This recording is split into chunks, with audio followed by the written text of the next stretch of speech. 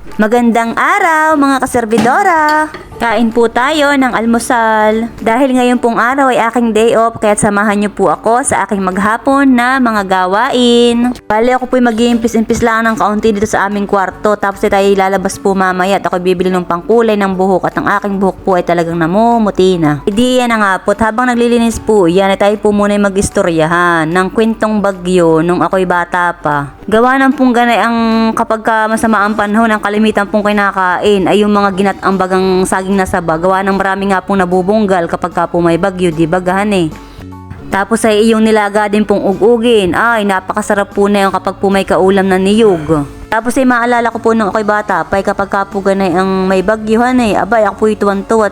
Gawa ng yung po mga niyog ay nanlalaglagan. Ay syempre po pagka ganay ay di kami mamumulot. Tapos ay yan po aming ibebenta. O ay di kapag kaganay pwede malinaw po na kwartahan eh. Ay kaso mo nga po ay ito'y may twist. At kung saan po kami namulot ng niyog ay doon po namin ibibenta rin sa may-ari ng niyogan yung aming napulot.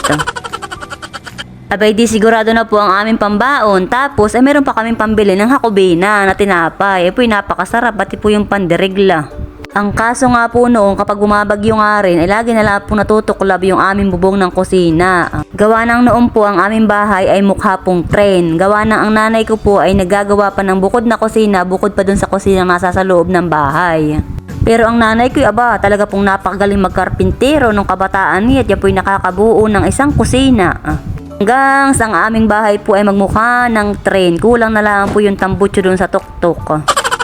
Pero noon po talaga kapag kapuganay ang may mga sakuna ay mahirap din po talaga ang buhay. Gawa ng syempre po itigil ang mga trabaho ng iyong magulang at lagi po nasa bahay lang nakapermit gawa ng maulan nga po ang panahon. Pare-pareho na nga lang po talagang nag-aayok mudan, maghapon at magdamag gawa ng ang maulan. Ay ginalaan nga po't merong stock na NFA na bigas at yung po'y talagang alsado ay abot ng kalahating buwan. Kaya ang poproblemahin mo na laang ay pang-ulam. Pero hindi naman po problema ang ulam. Gawa ng marami pong mapapagkunan basta masipag ka laang. Kame doon ka diyang niyog na isang piraso at iyong ginata. Ay may ginapong ipanggata sa kanin ay ulam na. Gatalaang at asin o kaya asukal ay sold na ang tanghalian. Pagka naman gusto mong mag-ulam ng hipon o kaya naman ng isda, ay di huhupa na ang agos sa baha, ay di yun. Maninima naman sa hapon, ay kinagabihan may doon ang pang tinadtad. Maghahagilap na laang na yung pambalot diyan sa gubat. Ay di, iyan ang at napahaba na naman ang istorya ko sa inyo. Ay hindi pa rin tapos maglinis yan ng CR. Hoy, naiinip na at gusto ko nang lumayas at ako'y kanina pagayak na gayak ay tagal na yung maglinis. Kaya na may matatapos na din at nagsasampay na naki. Lalabas lang po kami, bibili ako ng pangkulay ng buhok at ang aking buhok ay namumuti na. Pati ulam. Tara po. Tara na.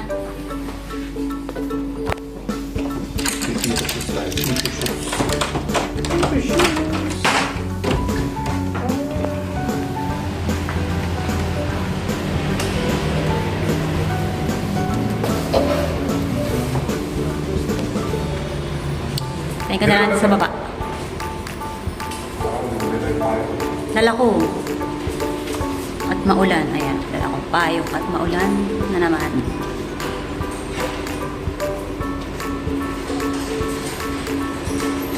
Sama. Maura pa nga sa salamin. Nakala mo na may kung saan pupuntay sa bigsilaang naman. Ay rin na kami sa Big C. Napakabilis namin.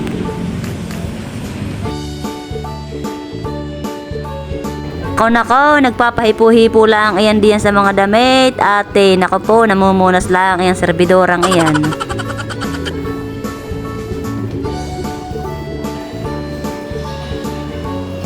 Nakay pati naninipat. Ano naman sinisipat mo diyan? Iye hindi pang kulay ng buhok. Iyan damit ay hindi mo maiikulay. Aba-aba naman at tag-withdraw pa yata ay zero balance naman.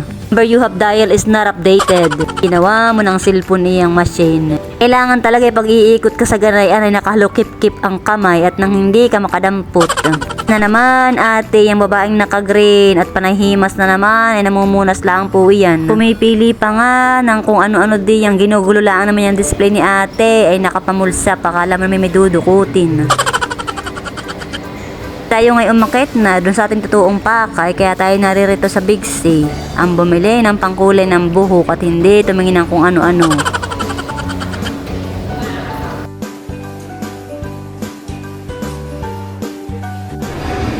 Ito na kami sa loob ng Big C. Tingin-tingin lang ng mga pwedeng mabili. Yan yung kasama ko.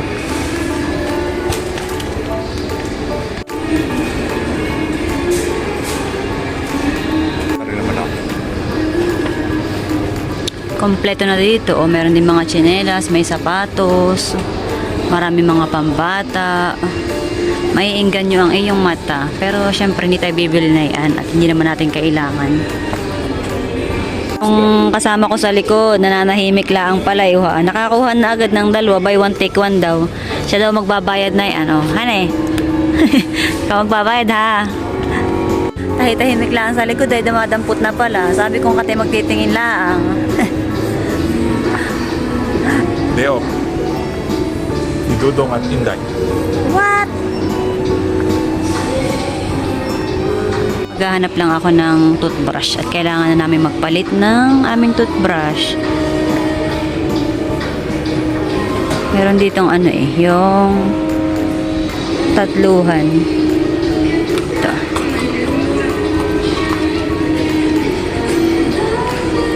Magkano yun? Yung kinuha ko po diyan ay yung apatan na at yung pala'y parehulaan naman ng presyo sa tatluhan. Ako po pati ay bumili na diyan ay ang pangkwan kay rati ng buhok gawa ng pagkatas pong magkulay ng buhok ay syempre matigas kaya ating palalambutin. Pinikulaan po diyan ay yung maliit yung kulay orange gawa ng siya po mas mura.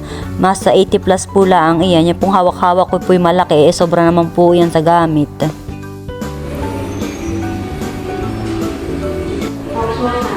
Gat tayo sa bibili ako ng pangkulay ng buhok ko. Ano kayang magandang kulay na matagal-tagal hindi mamumuti ang buhok ko. Uy, buy one take one siya eh. Buy one take one.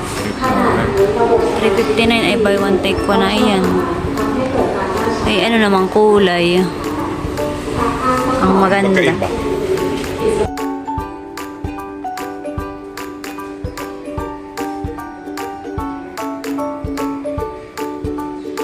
Bibili pala ako ng toothpaste at wala naman pala kaming toothpaste. Naubos na. Alin di yan? Dalawahan na. One plus. Ayun naman 119 total Colgate. Isa lang. Active Prevention. Ito, ano to? Walang buy one take one. Siya lang ba yan?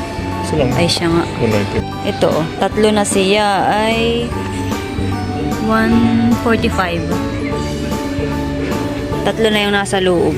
Pwede na han eh. Kaya na yung aking nabili Buy one take one yung pang hair color. Bali siya ay 359. Ay dalawa na iyan. Pwede na han eh. May mga luto ng pagkain dito.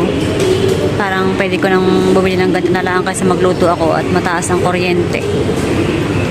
Parang gusto ko ito ay 169.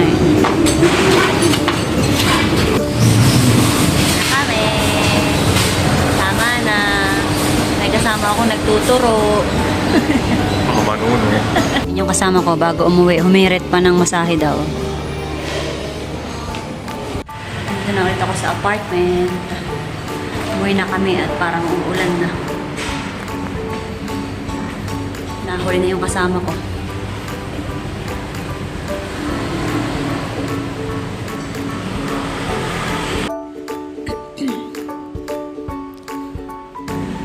Madilim dito sa apartment. Walang ilaw at hapon pala ang naman. Ay, hindi na po kami sa bahay at aano ko na lang itong binili namin. I-unbox. May unbox! Unboxing! Bumili ako ng panglinis ko sa mukha para siyang bulak na square na. Square baga o triangle. Wala pong tumama. Yung po yung rectangle talaga. Tapos ay bumili rin ako ng paper na pang bake para sa akin cookies. Gagawa tayo ng cookies. Tapos ay yung kasama ko ay habang kanina ako yung nagbi-video ay nasa likuran ko iba na bumili na siya ng Ewan kung ano ito, si Charia na dalawa na buy one take one. Magkano ba ito? Ha? 50 baht ang isa? Pero, dalawa na yan. Ah, dalawa na pala ay 50 ito. Mura na han eh. Malaki pati siya. Para siyang kuwan. Tawag dito. Parang Pringles han eh. Lace. Oh, yung parang Lace. Pringles siya o Lace. Eh, buy one take one ay 50 baht daw. Mura na. Siya lang mahilig sa ganayan. Ako hindi masyadong mahilig sa Charia ngayon. Tapos ay yung pakay ko nga, bumili ako ng dalawang pangkulay ng buhok. Ito naman ay buy one take one din. 359 baht. Dalawa na siya. Ayan, magkukulay tayo mamaya ng buhok. At yung buhok ko ay talagang namumuti na sa pinakatuktok. Nakakita na po ang ating kuwan. Ano tawag dun edad. Hindi, baka ay sa jeans lang. Hindi po sa edad. Para may bata pa. Well. Kailangan ako ng panty liner at ito kailangan mo sa araw-araw. Ako hindi sanay nang walang ganito. Tapos ay bumili na rin ako ng hindi, ito ay keratin. At pagkatapos kong magkulay, ay akin siyang ipupati treatment. At pagka sa salon ay mahal, ay di ako na lang ang magagawa, magdi-DIY ng sarili ko. Tapos ay bumili rin ako ng toothpaste. Ito ay kuwan. 3 na ang laman. Hani, 3 ito hani. 3 ay magkano ito? Parang 139, 130. mga 130 plus lang ito. Itong 3 na. Magagamit na namin ito ng ilang buwan. Tapos, ako'y bumili ng gata. At kami daw ay magkukuhan yung ginataang malagkit na may doong mais. Makakapagluto ako na yun. Meron pa naman ako diyang malagkit na stock. Tapos ay bumili na rin ako ng toothbrush. Meron itong 4. Kami tig-2 dito. Bali yung toothbrush ko dun sa trabaho ipapalitan ko na. Tapos ay yung kanyang toothbrush din ipapalitan din niya. Luma na. Tapos ay yung binili namin na ano nga yun para siyang crispy pata na 169 baht ay may libreng isang coke. Hindi na ako magluluto, iinit ko na lang, ay mura din lang naman siya. Tapos, ito yun, yung binili namin. Yan. Ilang ulaman din namin ito, hindi na ako magluluto. At mahaga din naman sa kuryente kapag magpapakulo pa ako nito, magpapalambot, tapos i-crispy ko pa. Diba? Yan ay 169 baht. Pwede na, ikaw na may dadalwa lang. Tapos ito yung binili kong mais. Panglagay ko to sa malagkit na bigas. Mamaya ako lutuin. O kahit bukas, pang merienda. At sabay-sabay na may niya na magkakanda ubos. At kami may dadalwa. Yan. Bali yun lang yung napamili ko. Talagang yun lang ang aming sinadya doon. Napasobra pa nga nung iba't yung isa nagtuturo na nabili na sa likod ko ay hindi ko alam. Ay sige at mamaya ako po yun yung sa mata ko mamaya magkukuko pa at yun ang maghapon kong gagawin ngayon. Kasi bukas ay pahinga na lang at ang pasok ko na ay sa Sabado. 2 araw po ang day off ko.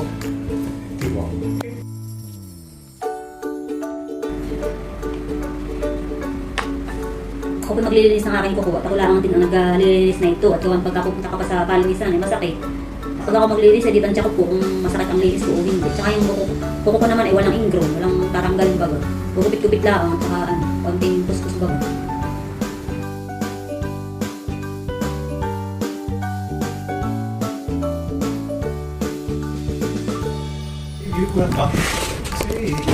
Kukulay ako ng aking buhok matapos ng magkuko. Maglinis ng kuko ko. Ngayon naman ako nagkukulay ng buhok at ang aking buhok ay napakadami ng puti. Eh, hindi na maigi. Dapat lang siya sa mata. Kumain ka na, bigyan mo.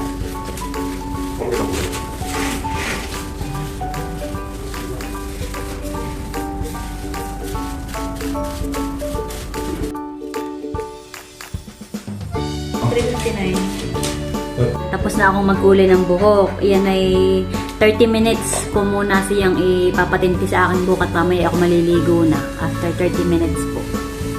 Balikan ko na lang kayo mamaya. na po yung aking buhok, nabanlawan ko na. Yan, medyo nawala na yung mga puting buhok. Yan. Para puti ang kawan, nag-ash gray laang. Diba? Diba? Medyo natakpan na yung ating mga puti-puti, pero may doon pa rin mga lumalabas. Pero ayos na yan. Kesa naman yung sobrang puti na. Iya. Bali ngayon po ay alas 6 ng hapon. Ay kami kakain na lang ng kawan. Ako magluluto na yung malagkit na may doong mais. At kay, ganun din naman, kanin din naman yun.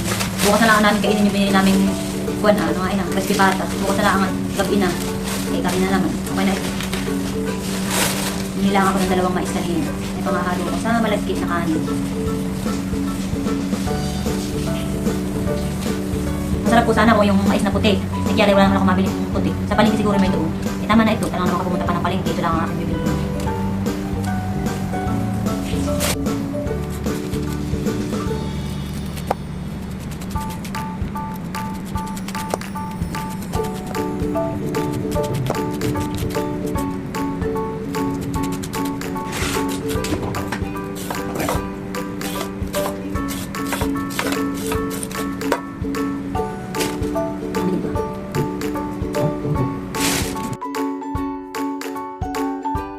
Nilagay ko na rin po diyan yung malagkit na bigas at yan ay akin ng papakuluin sa gata. Kasi lalagyan ko na rin ng konting tubig para kuwan hindi po si agad maigahan.